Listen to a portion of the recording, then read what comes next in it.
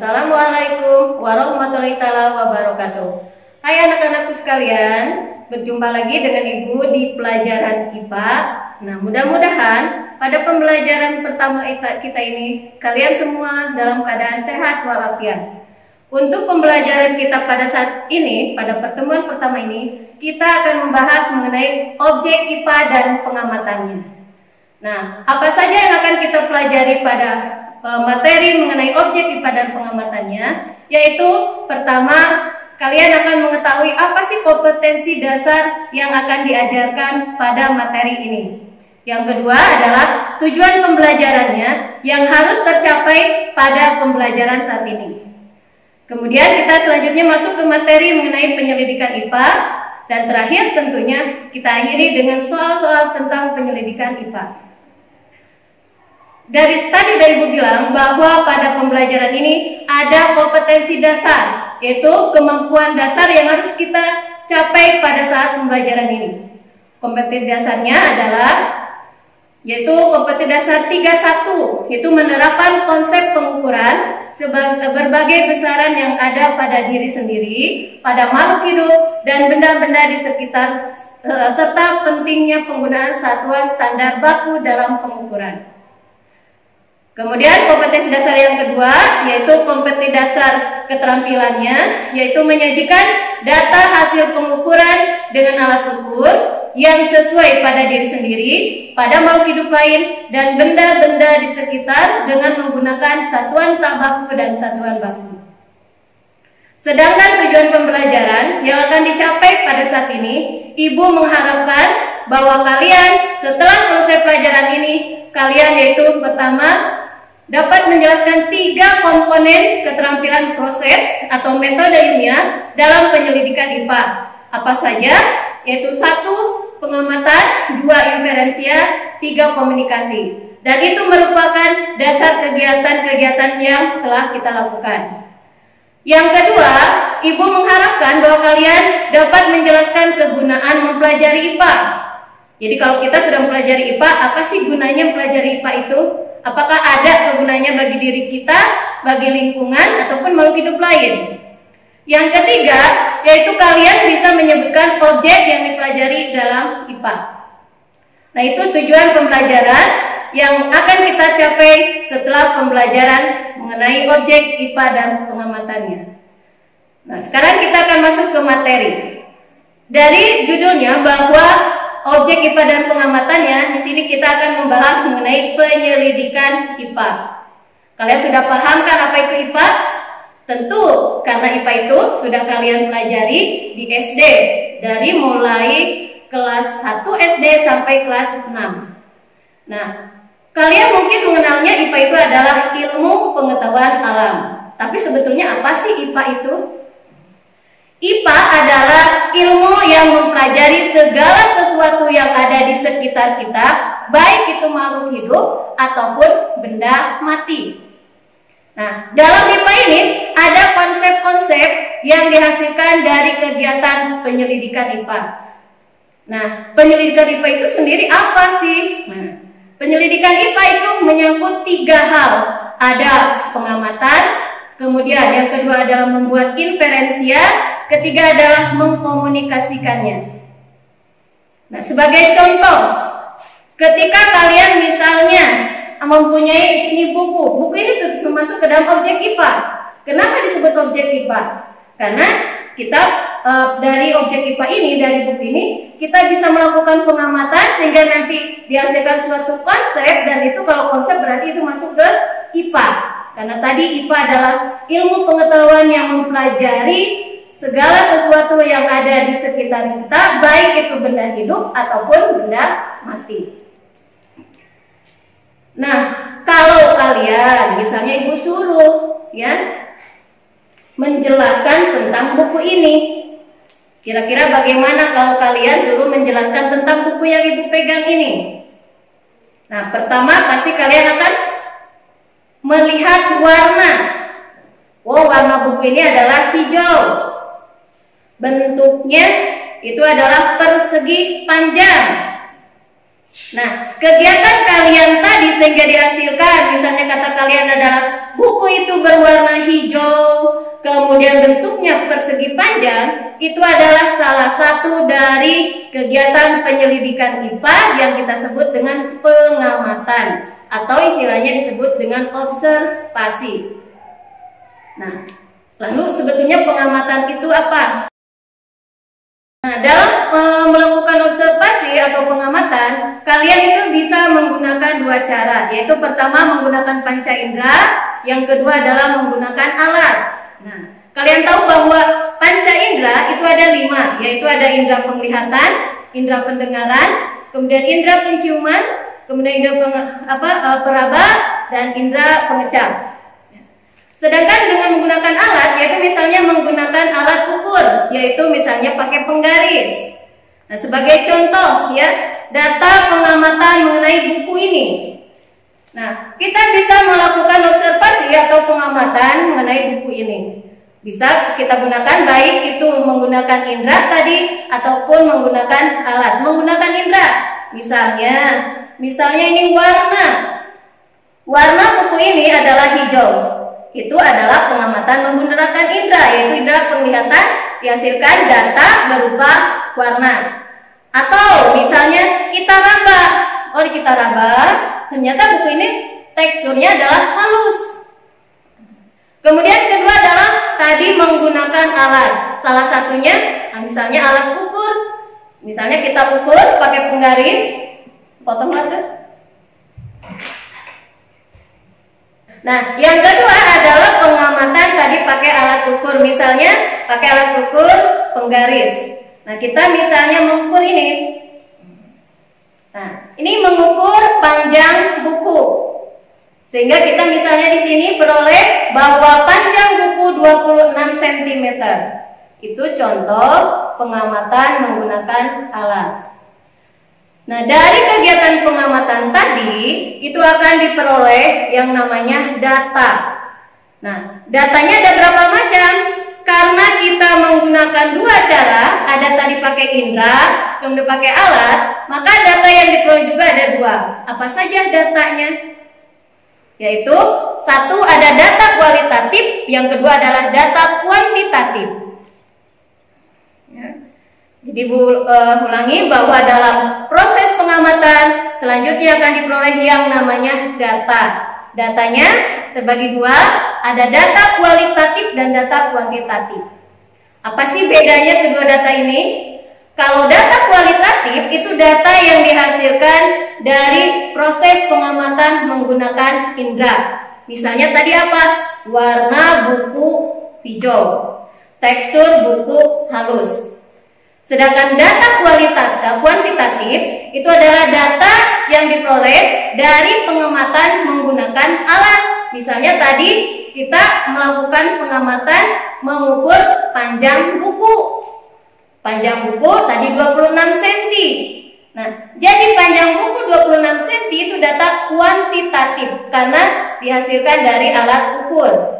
Atau contoh yang lain adalah misalnya suhu tubuh Aji 26 derajat Celcius. Nah, suhu tubuh yang 26 derajat Celcius itu adalah data kuantitatif. Kenapa?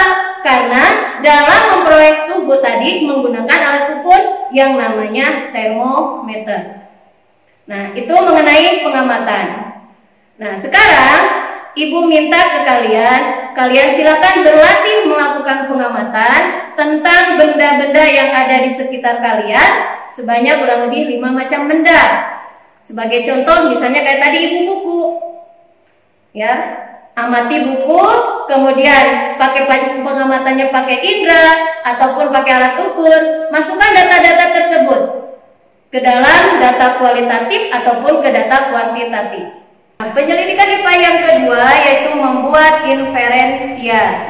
Inferensia adalah merumuskan penjelasan berdasarkan pengamatan, di mana penjelasan ini digunakan untuk menemukan pola-pola atau hubungan antar aspek yang diamati dan membuat perkiraan atau kita sebut istilah lainnya adalah hipotesis. Nah, di sini inferensia dibuat merumuskan penjelasan berdasarkan pengamatan. Sebagai contoh kayak tadi buku, ya. Bahwa ada suatu benda ya, warnanya hijau, kemudian bentuknya persegi panjang, kemudian teksturnya halus, ukurannya misal tadi panjang 26. Nah, dari data itu kita hubungkan sehingga diperoleh bahwa oh itu adalah sebuah buku. Nah, itu yang disebut dengan inferensia. Nah, kegiatan yang ketiga dari penyelidikan IPA adalah mengkomunikasikannya. Artinya, setelah kita buat perkiraan atau hipotesis dalam kegiatan inferensia, nah hasil pengamatan kita ini kemudian dikomunikasikan, baik itu secara lisan ataupun secara tulisan. Secara lisan, misalnya kalian mengungkapkannya di depan suatu forum diskusi. Sedangkan secara tertulis bisa aja kalian tampilkan dalam bentuk tabel, grafik atau bagan atau misalnya sebuah gambar.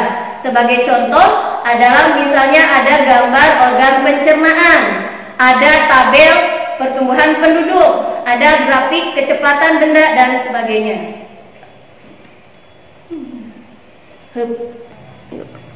Dalam penyelidikan IPA, seseorang itu harus punya sikap ilmiah. Nah, apa saja sikap ilmiah itu? Semuanya sikap ilmiah yang harus dimiliki itu kurang lebih ada 8. Yang pertama adalah rasa ingin tahu. Ya. Nah, rasa ingin tahu ini biasanya timbul bila seseorang itu rajin membaca, ya, rajin menonton misalnya, sehingga timbul keinginan tahu. Setelah baca sesuatu ingin tahu apa sih selanjutnya atau apa sih ini. Nah, itu yang maksud dengan rasa ingin tahu. Yang kedua itu adalah jujur. Jadi sikap seorang peneliti atau sikap ilmiah itu ada yang kedua adalah jujur. Nah, kejujuran ini penting karena kejujuran ini nanti menghasilkan hasil penelitian yang betul-betul objektif. Misalnya dalam meneliti sesuatu benda, ya, misalnya kayak tadilah buku. Padahal buku itu kita menginginkan panjangnya bukan 26 atau warnanya bukan hijau. Nah, kalau warna sebetulnya hijau kemudian kita bilangnya warnanya coklat, itu berarti kita kurang jujur. Jadi kita mengemukakan hasil penyelidikan kita itu harus apa adanya, walaupun hasilnya itu tidak sesuai dengan keinginan kita. Yang ketiga yaitu ketekunan. Jadi seorang ilmuwan, seorang saintis lah katakanlah, dia tuh harus punya ketekunan. Nah, ketekunan ini penting karena dalam melakukan suatu penyelidikan, melakukan suatu percobaan, itu tidak jarang seseorang itu pasti mengalami kegagalan. Maka di sini orang tersebut harus terus mencoba sehingga dihasilkan apa yang dia inginkan. Kemudian yang keempat adalah ketelitian. Ketelitian ini juga penting karena mempengaruhi hasil penyelidikan dari orang tersebut atau dari si ilmuwan atau dari si saintis. Nah, ketelitian ini memungkinkan seseorang itu tidak ceroboh, ya, menggunakan alat dengan baik, melakukan tahap-tahap atau prosedur penyelidikan dengan baik dan sebagainya. Sikap ilmiah yang kelima adalah objektivitas. Jadi bukan subjektivitas. Kalau subjektivitas kita lebih ke arah subjek, keinginan orang. Tapi ini harus apa adanya. Kalau itu misalnya warnanya hijau, tadi ya sudahlah katakanlah hijau. Jangan disesuai dengan permintaan orang. Karena orang ingin menghasilkan datanya adalah misalnya negatif, jadi kita bilang negatif. Padahal sebetulnya itu hasilnya adalah misalnya positif. Terakhir adalah terbuka. Keterbukaan ini penting karena seseorang ilmuwan harus berani menerima artinya kritikan atau masukan yang sifatnya membangun dalam penyelidikan tersebut. Action. Tadi bahwa IPA itu adalah ilmu yang mempelajari segala sesuatu yang ada di sekitar kita, baik itu benda mati ataupun makhluk hidup, di mana IPA itu adalah hasil dari kumpulan konsep-konsep dari penyelidikan ilmiah. Lalu apa sih yang dipelajari di IPA atau objek IPA itu?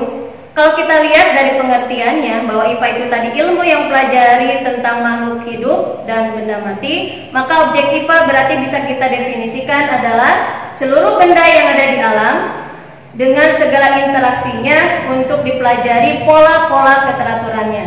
Contohnya, misalnya tentang makhluk hidup, misalnya hewan, tumbuhan. Kedua, misalnya tentang nebula, atau misalnya seseorang yang mempelajari tentang mesin, atau termasuk sekarang karena sedang dunia komunikasi, misalnya kita selalu menggunakan komputer. Nah, komputer juga itu adalah salah satu objek IPA. Karena di situ kita pelajari kita amati pola-pola keteraturannya. Kemudian misalnya lagi kita melihat ada sebuah gambar hasil USG sebuah janin, itu juga adalah sebagai sebuah objek IPA.